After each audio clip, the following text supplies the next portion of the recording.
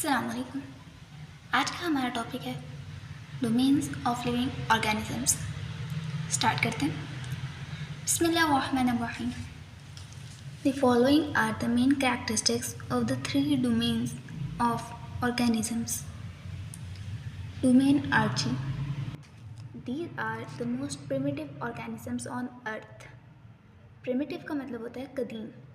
ये सबसे ज़्यादा कदीम जानदार हैं और ये समझा जाता है कि जो डोमेन आर्ची के ऑर्गेनिजम्स थे यही सबसे पहले दुनिया में वजूद में आए थे। इनसे आगे बैक्टीरिया बने, उनसे प्रोटिस्टा बने, जिससे बाद में बाकी किंगडम्स वजूद में आए।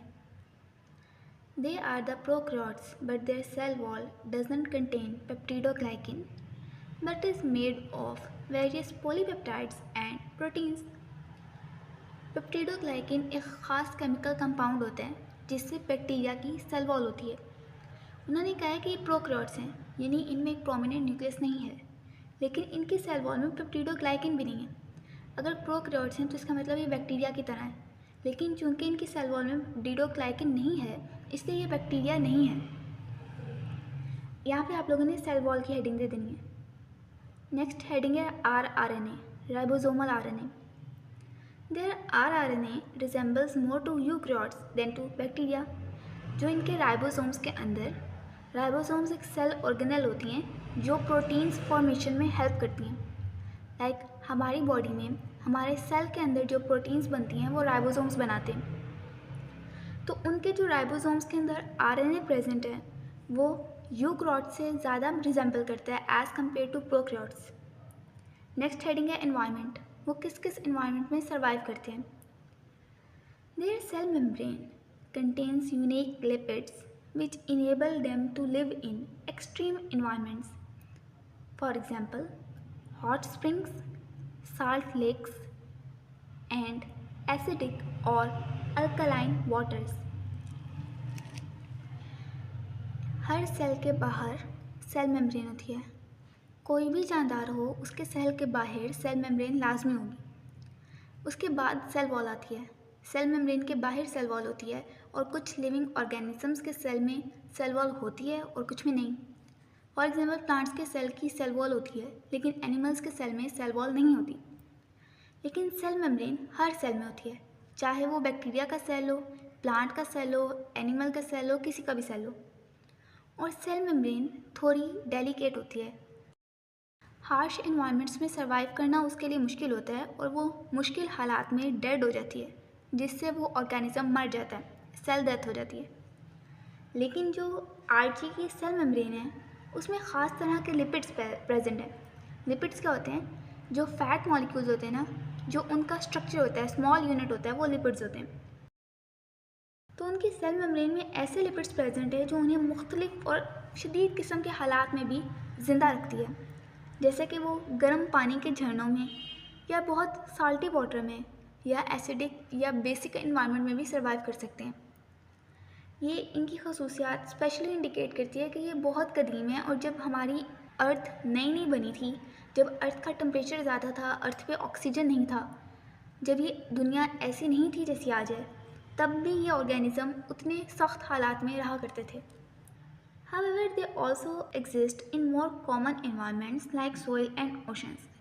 ना सिर्फ हार्श इन्वायरमेंट्स में बल्कि ये कॉमन इन्वायरमेंट्स में भी सर्वाइव कर सकते हैं, जैसे कि मिट्टी या समुंदर। नेक्स्ट हेडिंग है एनर्जी या न्यूट्रिशन।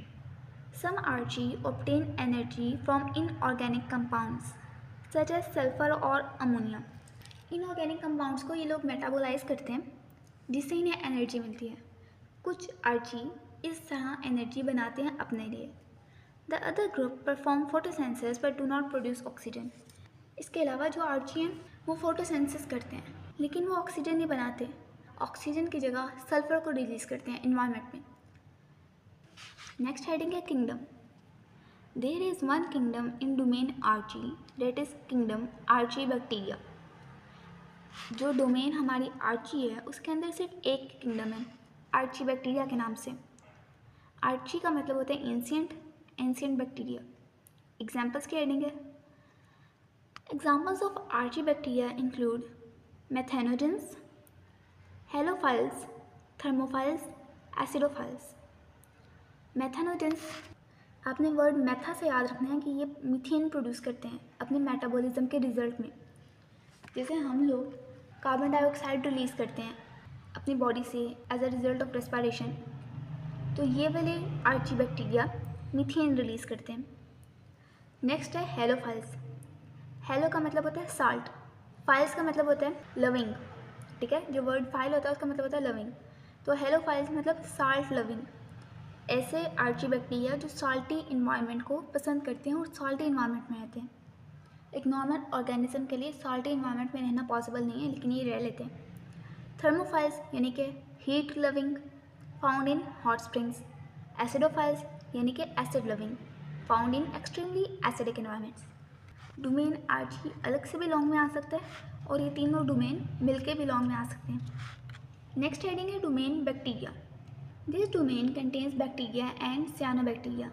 दो तरह के बैक्टीरिया यानी कि एक बैक्टीरिया और दूसरा सियानोबैक्टीरिया इस डोमेन में आते हैं। दे आर ऑल्सो प्रोकैरियोट्स, ये भी प्रोकैरियोट्स हैं, यानी इनमें एक प्रोमिनेंट न्यूक्लियस नहीं होता। नेक्स्ट हेडिंग है cell wall. The cell wall is made of peptidoglycan.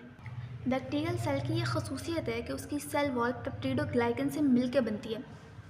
Next heading है environment. They are found in all environments including soil, water, air and in the bodies of organisms. ये हर environment में present होते हैं, हवा हो, मिट्टी हो, पानी हो, समुंदर हो, कुछ भी हो, ये हर जगह प्रेजेंट है, हत्ता कि हमारी अपनी बॉडीज़ के अंदर भी। नेक्स्ट हेडिंग देंगे characteristics. They are unicellular, single cell पे इनकी बॉडी कंसिस्ट करती है। Many live solitary although some form chains, clusters और कॉलोनीज ऑफ सेल। अक्सर बैक्टीरिया अलग अलग रहते हैं, लेकिन कुछ मिलके चेन्स, क्लस्टर्स या कॉलोनीज बना लेते हैं और फिर मिलकर रहते हैं। Most are heterotrophic but some have chlorophyll and carry out photosynthesis. Heterotrophic का क्या मतलब होता है? ऐसे जानदार जो अपने फूड के लिए दूसरों पर डिपेंड करें। यह आपने हर सूरत याद रखना है। हेट्रोट्रॉप्स वो जानदार होते हैं जो अपनी फूड के लिए दूसरों पर डिपेंड करते हैं, जैसे कि हम लोग हैं। वो कह रहा है कि बैक्टीरिया में तो कुछ हेट्रोट्रॉप्स होते हैं, बल्कि अक्सर हेट्रोट्रॉप्स होते हैं, और कुछ ऐसे होते हैं जो फोटोसिंथेसिस कर सकते हैं और ख़ुद से फूड प्रोड्यूस कर सकते हैं अपने लिए। नेक्स्ट किंगडम की हेडिंग है। This domain contains kingdom you bacteria. You का मतलब होता है true. Some bacteria cause diseases. Many bacteria are beneficial. For example, decomposer bacteria play important role in nutrient recycling. कुछ बैक्टीरिया डिजीज़ कॉज करते हैं और अक्सर बैक्टीरिया हमारे लिए फ़ायदेमंद होते हैं। फॉर एग्जांपल, वो डिकम्पोजिशन करते हैं और हमारे इन्वायरमेंट में जो न्यूट्रिएंट्स होते हैं वो वापस सोइल को प्रोवाइड करते हैं, जिससे न्यूट्रिएंट का साइकिल मेंटेन रहता है। नेक्स्ट हेडिंग है domain Eukarya. The domain includes all unicellular and multicellular eukaryotes. They have complex eukaryotic cells with nucleus and other membrane-bound organelles. Kingdoms की हेडिंग दे देंगे। This domain contains kingdom Protista, fungi, plantae and animalia. ये domain Eukarya की detail हम next topic में पढ़ेंगे। ये नीचे उन्होंने आप लोगों की विजुअलाइजेशन के लिए तीनों सेल्स बना के दिखाए हैं कि बैक्टीरिया का, आर्ची का और यूकेरिया का कैसा सेल होता है। ये आप लोग देख लीजिएगा। आज के लिए इतना ही, फिर मिलते हैं नेक्स्ट वीडियो में। तब तक के लिए अल्लाह हाफ़िज़।